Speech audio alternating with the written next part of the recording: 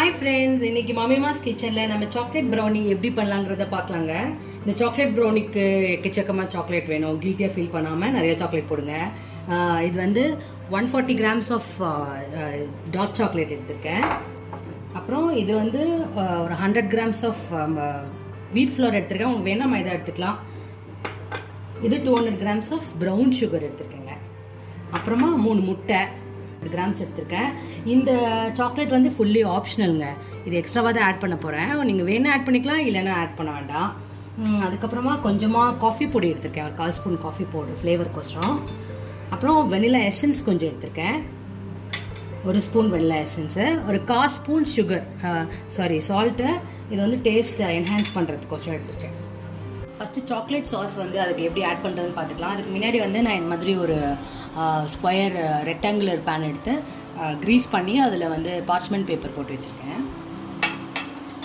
இப்போ இதில் தண்ணி சூடு பண்ணியிருக்கேன். ரொம்ப சிம்மில் தாங்க இருக்குது தண்ணி. இதில் வந்து நம்ம டபுள் பாயிலிங் பண்ண போகிறோம். தண்ணி வந்து கீழே பவுலில் படணுங்கிற அவசியம் கிடையாது. இப்படியே இருக்கட்டும். இதில் நம்ம ஆட் பண்ணி பட்டர் ஆட் பண்ணி இந்த சாக்லேட்டை மெல்ட் பண்ணலாம்.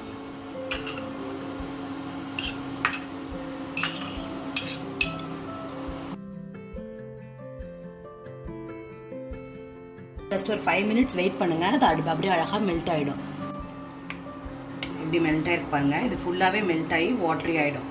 அதுக்கப்புறம் நம்ம இதில் எல்லாத்தையும் ஆட் பண்ண வேண்டியதாக. இதுக்கு பீட் பண்ணுறதுக்கு எதுவுமே வேண்டாங்க. முட்டையெல்லாம் கூட நம்ம ஜாஸ்தி பீட் பண்ணக்கூடாது. ஏன்னா இது கேக் மாதிரி சாஃப்டாக வரக்கூடாது. இது வந்து கொஞ்சமாக சூயாக இருக்கணும். அப்புறமா நல்லா வந்து கியூயாக இருக்கணும். அது ஃபுல்லாக சாக்லேட்டோட போட்டு பாருங்கள். இது ஃபுல்லாக மெல்ட் ஆகட்டும்.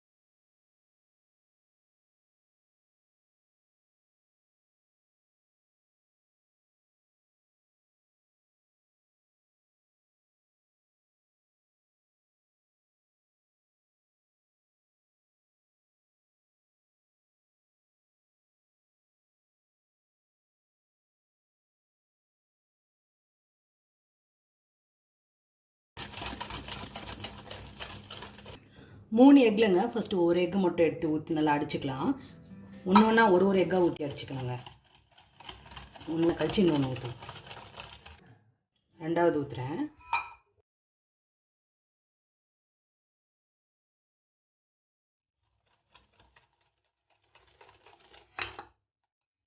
இது லாஸ்ட் எக் ஊற்றுறேங்க.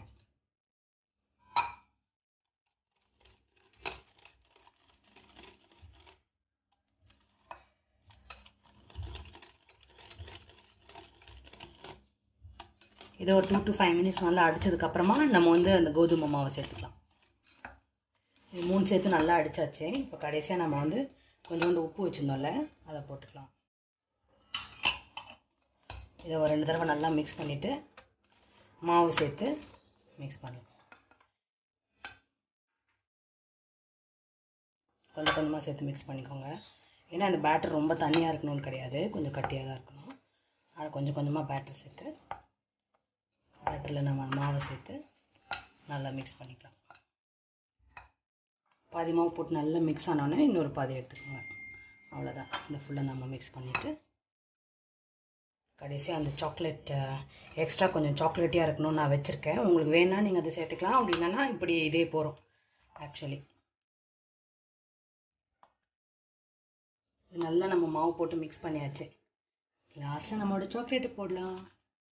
இது கண்டிப்பாக ஆப்ஷனுங்க. உங்களுக்கு வேணும்னா போட்டுக்கலாம், இல்லைன்னா நீங்கள் இப்படியே அவனுக்குள்ளே வைக்கலாம். இது வந்து நம்ம வந்து 180 டிகிரிஸில் 25 மினிட்ஸ் வச்சு நல்லா பேக் பண்ணால் போகிறோம். நான் ட்ரேயில் இப்போ ஊற்றிட்டு உங்களுக்கு காட்டுறேன். இப்போ நம்ம ரெடி பண்ணி வச்சுருக்க ட்ரேயில் இந்த ப்ரௌனியோட இதை ஊற்றிடுவோங்க.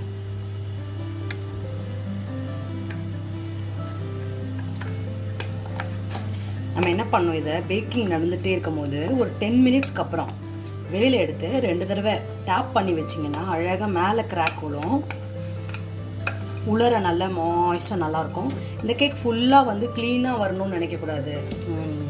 நம்ம கத்தியில் எடுத்து குத்தி பார்த்தா கொஞ்சம் அதில் மாய்ஸ்சர் இருக்கணுங்க. அதுதான் முக்கியம் இந்த ப்ரௌனியில். ஏன்னா இது கேக் இல்லை, இது ப்ரௌனி. உங்களுக்கு வேணால் வால்நட்லாம் மேலே போட்டுக்கலாம். எங்களுக்கு வால்நட் வேண்டாம். இதை நம்ம இப்போது 180 டிகிரிஸில் 25 மினிட்ஸ் பேக் பண்ணலாம். இது 30 மினிட்ஸ் கிட்டே நான் வச்சுருக்கேங்க. நான் இப்போ இதை பார்க்கலாம், இதை குத்தி வெந்திருக்கா இல்லையா. நடுவில் நான் இப்போ இதை குத்தி பார்க்க போகிறேன். இது வந்து ஃபுல்லாகவே ஒட்டாமல் வரும்னு நினைக்காதீங்க.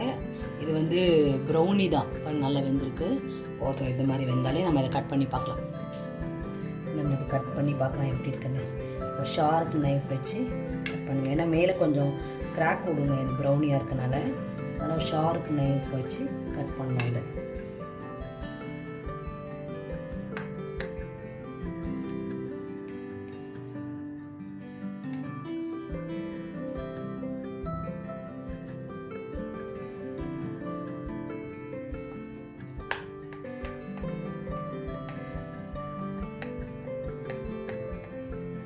அதுக்கப்புறம் அவங்களுக்கு நான் சிஸ்லிங் ப்ரௌனி எப்படி பண்ணணும்னு காமிக்கிறேன். பாருங்கள், சாக்லேட் சாஸ் வந்து இப்போ நம்ம அதில் சிஸ்லிங் ப்ரௌனிங் சேர்த்துக்கு பார்க்கலாம். ஃபஸ்ட்டு கொஞ்சம் பட்டர் போட்டுடலாங்க. இந்த மாதிரி பட்டர் போட்டுட்டு அதுக்கப்புறமா நீங்கள் எதில் சாக்லேட் மெஷர் பண்ணுறீங்களோ சிம்மில் வச்சுக்கோங்க அடுப்பை. அதிலே வந்து நம்ம ஃப்ரெஷ் க்ரீமை மெஷர் பண்ண போகிறோம். இது வந்து சாக்லேட் போட்டிருக்கேன். அதே அளவு ஃப்ரெஷ் க்ரீம் போட்டிருக்கேன். இது அமுல் ஃப்ரெஷ் க்ரீம் தாங்க யூஸ் பண்ணுறேன். அவ்வளோதான். இது மெல்ட் ஆனோடனே நம்ம சிஸ்லிங் ப்ரௌனி பண்ணுறது பார்க்க வேண்டியதான். சிஸ்லிங் ப்ரௌனி பண்ணுறதுக்கு இந்த ப்ரௌனி பிளேட்டை வந்து ஃபஸ்ட் நான் ஹீட் பண்ண போகிறேன். இது ஒரு 5 மினிட்ஸ் நல்லா இது ஹீட் ஆகட்டும். சைடு பை சைடு ஹீட் பண்ணிக்கலாம் ரெண்டுத்தையுமே. சாக்லேட் சாஸு நமக்கு இப்போ ரெடி ஆகிடுச்சுங்க. இதுவே அப்படியே சாப்பிடலாம் போல் இருக்கும். ரொம்ப நல்லா இருக்கும் சாக்லேட் சாஸு. இது வந்து கொஞ்சம் புகை வந்தோடனே நம்ம எடுத்து வைக்கணும். அதுக்கு முன்னாடி இது சிஸ்லிங்கோட பிளேட்டுங்க. இது வந்து கொஞ்சம் பட்டர் தடவி வச்சுருக்கேன் நல்லா சிசில் ஆகிறதுக்கு. இப்போ அதில் கொஞ்சம் புகை வந்தோன்னே எடுத்து இதில் வைக்க போகிறேன். இது நல்லா சூடாகிடுச்சு. 5 மினிட்ஸ் ஆகிடுச்சுங்க.